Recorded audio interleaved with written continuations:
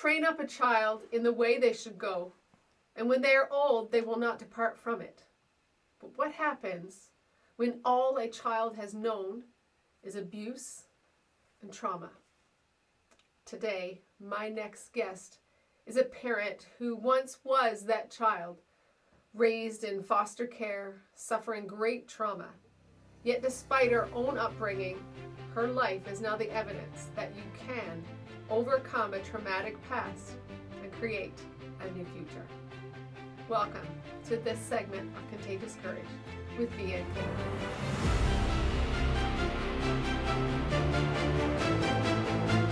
Sally, I'm so excited to have you here today. Thank you for being here. Thank you for having me. It's great. I'm excited. Yes. Sally, you are an adult adoptee.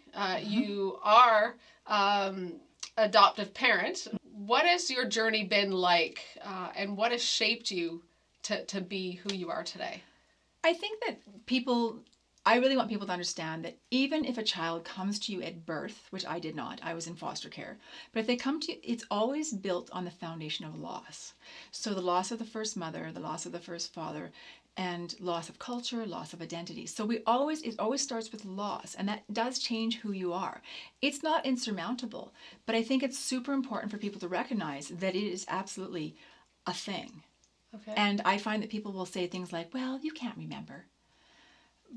No, but it's in the subconscious. So it's built on loss. So if anybody's adopting, you have to recognize that your child does not come to you at zero. Mm-hmm.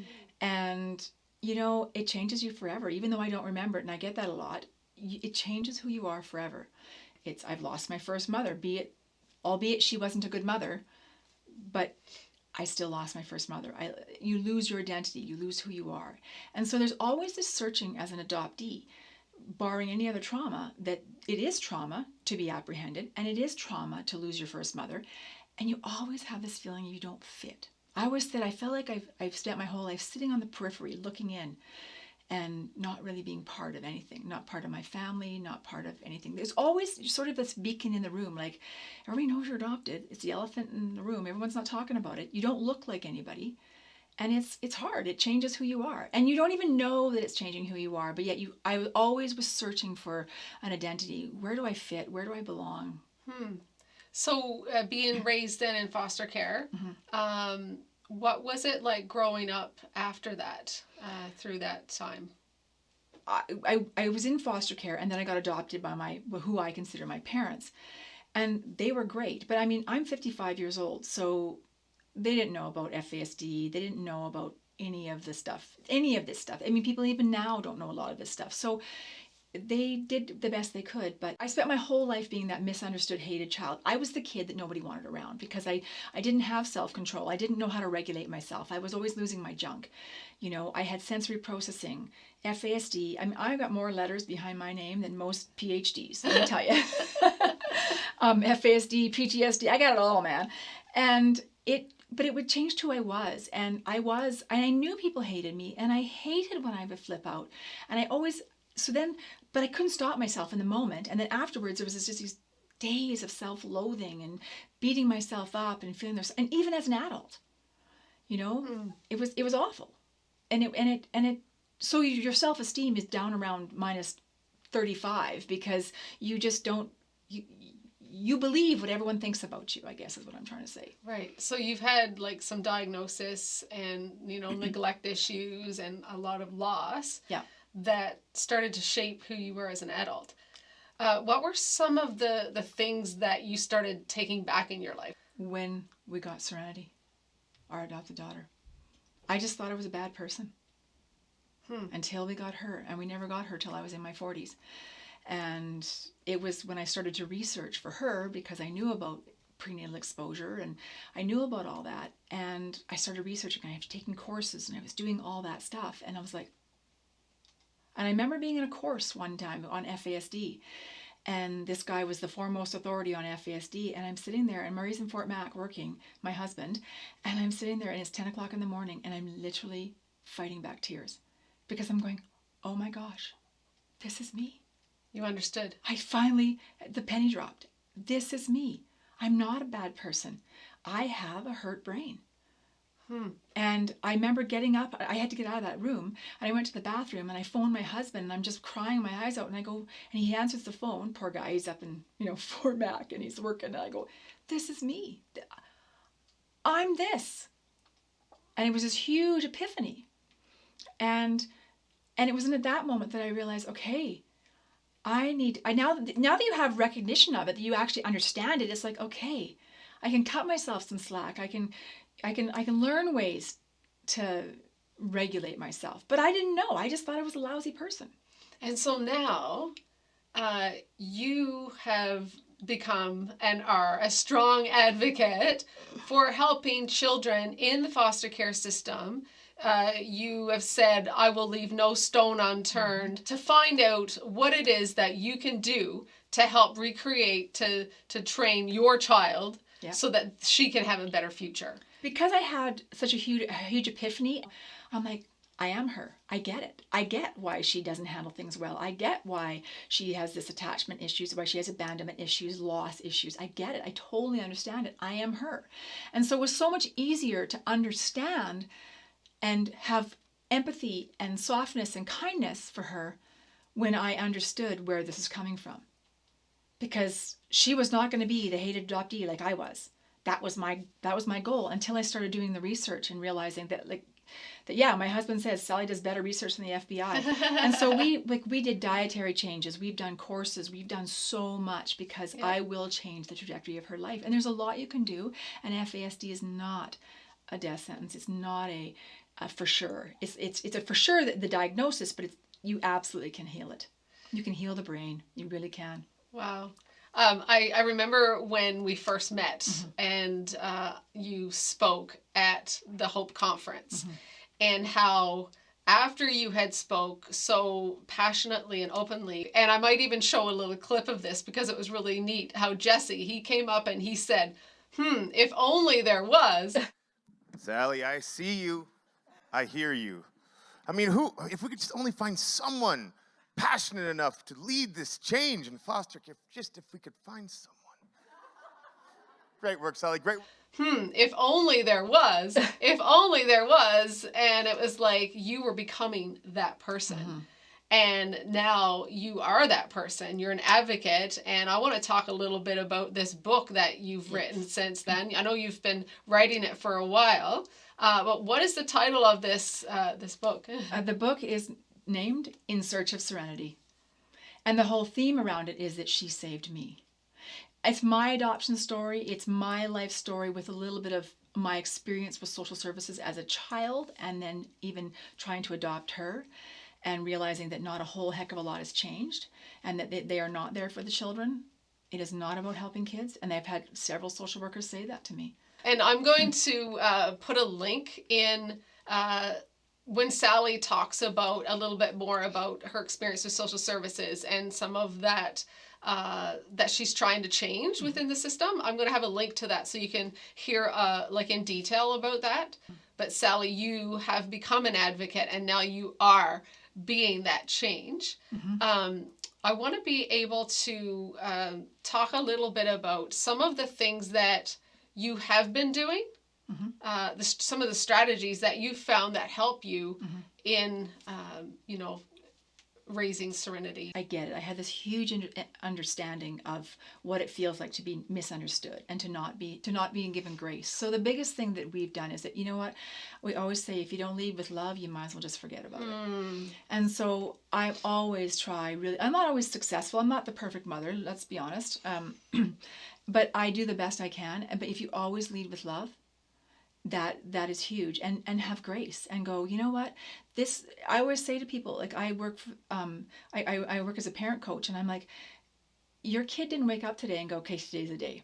Today is the day. I'm going to have her losing her junk by 10 a.m. and she's going to have to if she's not weeping in the corner, I've failed. Kids don't do that. They respond to the world around them. And if you are a foster kid, the world is a hard place for you to function and maneuver in. It really, really is.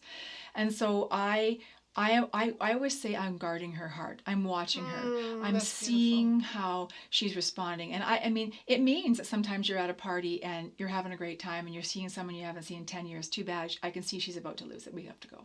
Right. I'm always guarding her heart. I'm always watching because I don't want her to be the hated child. I don't want her to be the kid that no one wanted around. And so I try to get parents to understand that this is not about your child, that they're doing the best they can with zero skills.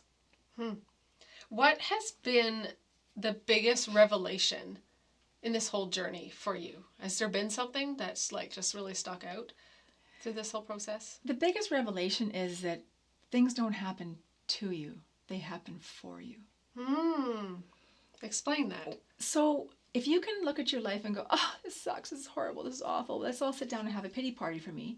Listen, I've got abuse in my past. I've got lots of stuff. It's not just the adoption piece. I had an uncle and who abused me. And so I have a lot of trauma in my past. And and people say to me, and my parents both died very, very young, my adoptive parents, who were amazing, who did the best they could. And they both died when I was very young. And, someone said to me once, if you could go back and change anything, would you? And I'm like, no. Even if you could bring them back today, no, because I wouldn't be who I am today. And we have a choice. When we have this stuff in our life, we have a choice. We can get better or we can get bitter. And I've done the bitter thing. And it makes me really not fun to be around, and I don't even like myself. And so I'm like, okay, God, I'm gonna need the lesson here, but you're gonna have to speak up. And I've learned so much in this journey. I've learned so much grace for myself, so much grace for others, and just lead with love. Wow. That's so powerful, Sally. So powerful. Lead with love. When we were talking in a conversation before, you had mentioned something that you learned about forgiveness that really helped you in your journey, because that's a tough one. Especially when you're thinking about trauma and like the trauma that you've experienced, and a lot of people, no matter what the trauma, that F word, it's a swear word, kind of way. Because that's a huge revelation. I would like for you to share that. So I always felt that to forgive someone meant I condone your actions. It's okay, you're a complete evil person in my life. I'm okay with that. Let's be friends. That's the way I always looked at forgiveness. And forgiveness is giving up all hope of a better past. Meaning that I can't change what happened in the past, but I can change who I am today. But I have to acknowledge that. I have to acknowledge that trauma that I endured by my uncle, that trauma that I endured by being adopted, that trauma that I endured by a lot of things in my life, I can't change that. There's nothing I can do to change that. But what am I supposed to learn from it? What am I supposed to learn from it? Well, I'm a fierce advocate for anybody who has had trauma. I'm a fierce advocate. I'm going to lean in with love every single time. I'm going to look at the behavior and go, it's just communication. Behavior is just communication. If someone's flipping out, what's going on for you? What's happening for you right now? Not, well, that person's a jerk. Right. It takes such maturity and such depth of character to be able to look at what someone else is feeling, to be able to understand that. That's and it's hard and it's not easy, but forgiveness is giving up all hope of a better past. So I let it go. I forgive my uncle. I forgive all the people in my world that have done some pretty nasty things to me. But it doesn't mean I'm going to say, come on in, let's be friends. Yeah. It just means that you're not triggering me anymore. We're done. You and I've moved past you. And I'm okay. And my life is great now. Like, it really is. I have an amazing husband. I have amazing children, all three of them. And I have amazing friends. Yes. And I'm good. And I got God. And so God always wins. He does. High fives on that. God always wins, guys. God always wins. I actually have that on my letterboard at home, my felt letterboard. God wins. It's my reminder. I love that. What advice or encouragement would you have for somebody that has been experiencing trauma?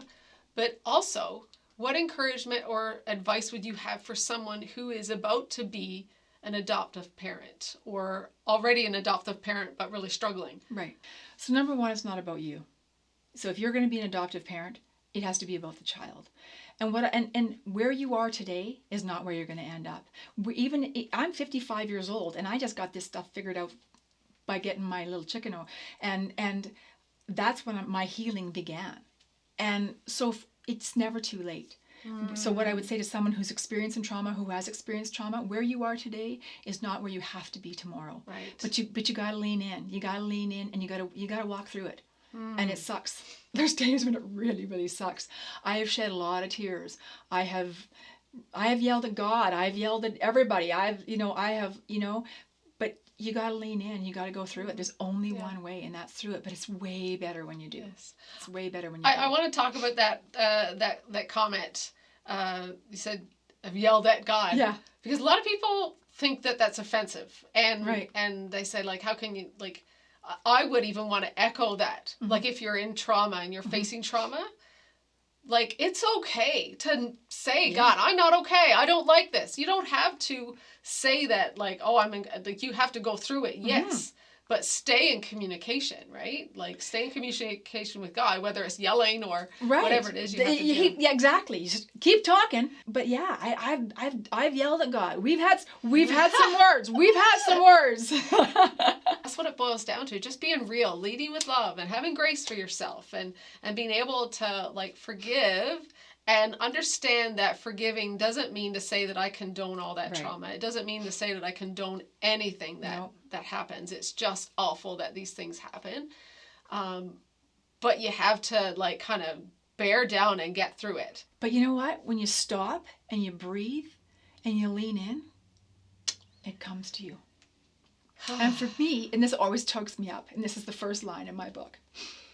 For me, serenity came wrapped up in a little girl with big brown eyes and brown hair, and had no one.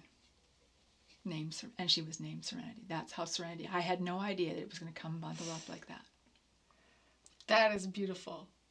You say that you've been in search of serenity your whole life, and it come bundled in a little package named Serenity. It's here. And I think that God was pretty clear then. Wow, now you're choking me up. No, that's okay. I think that if I'm looking for serenity, is there a bigger message from God than to have a baby that we viscerally met and knew that she was ours? Wow. Now, I had one last question for you, and I think you've pretty much just nailed it.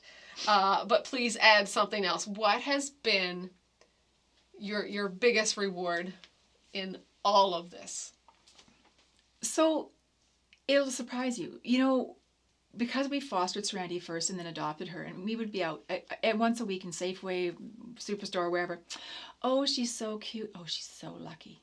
And I bristle at that question and at that comment. And I always go, oh no, we're the lucky ones. She does not need to think that Murray and I are going to get our ticket into heaven because we've taken on this nasty, horrible waif. Because she wasn't. She was beautiful. And she is beautiful. And and I heard that as a child. I heard when people always think, oh, you're so good. Oh, she's so lucky. No, we're lucky.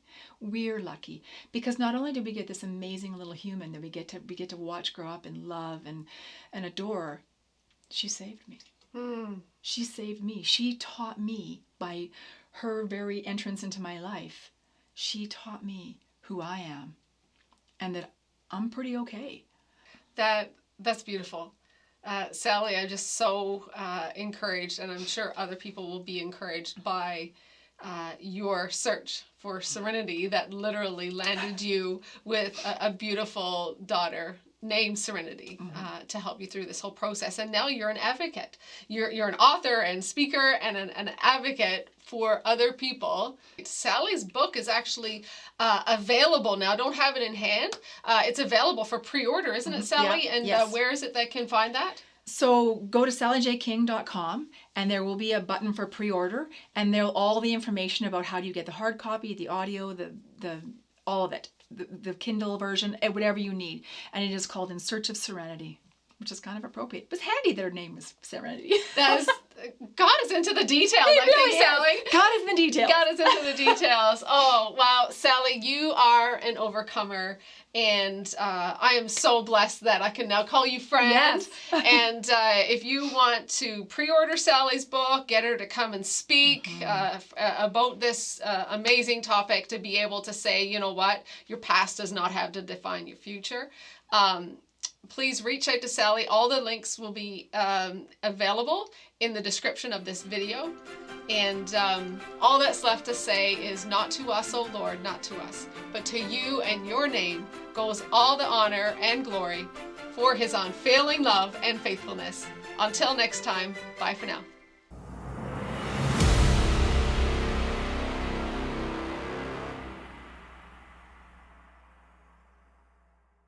Well, there's a couple. Number one, 3 minutes. Okay.